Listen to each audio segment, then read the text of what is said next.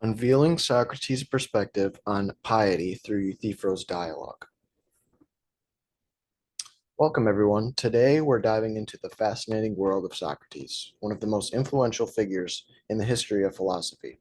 Born in Athens around 470 BCE, Socrates didn't write down his own ideas, but lucky for us, his student Plato did. Socrates' method of philosophical inquiry, known as the Socratic method, completely changed the game.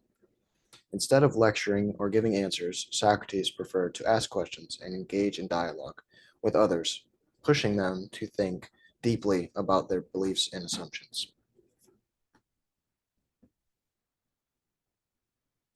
So, what exactly is the Socratic method? Well, imagine you're having a conversation with Socrates. Instead of telling you what he thinks, Socrates starts asking you questions. And not just any questions, but thought provoking, soul searching questions that make you reconsider everything you thought you knew. Through this process, Socrates aimed to uncover truth and wisdom, not by providing answers, but by guiding others to discover it for themselves.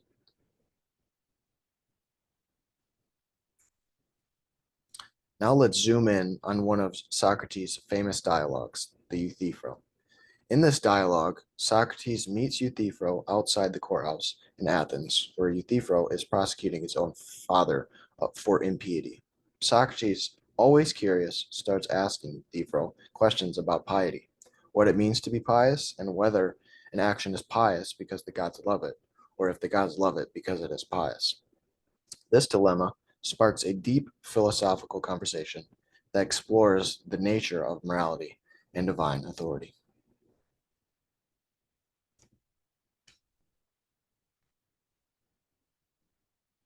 So, why is this dilemma so important? Well, it cuts into the core of our understanding of morality and religion.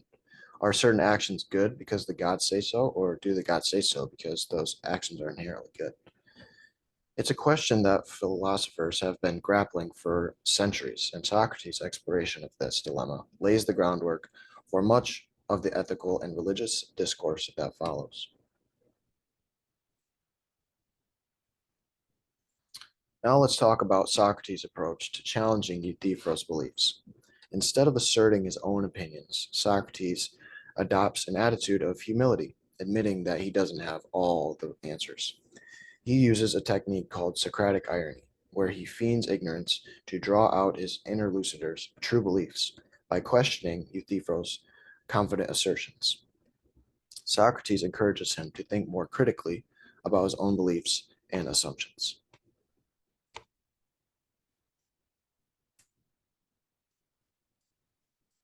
Socrates' humility is a crucial aspect of his philosophical method. It's about being open to the possibility that we might be wrong and be willing to learn from others. In a world where everyone seems to be so sure of themselves, Socrates reminds us that the value of intellectual humility and the importance of questioning our own beliefs.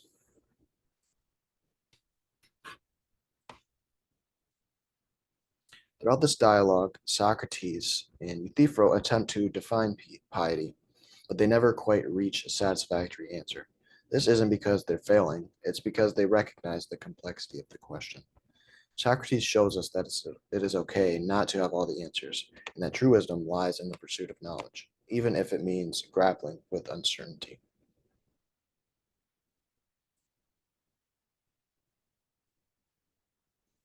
The legacy of Socrates' dialogue with Euthyphro extends far beyond ancient Athens. It has influenced countless philosophers and theologians through the history, shaping the way we think about ethics, religion, and the nature of reality.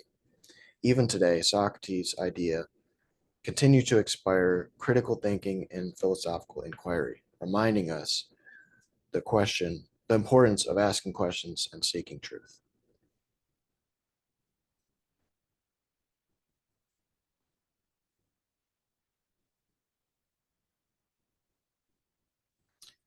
So, how does this all relate back to my thesis? First of all, my thesis, Socrates' ironic discourse on piety, is influential because it compellingly challenges human limitations, especially in Euthyphro's case, fostering humility and prompting critical reflection on morality.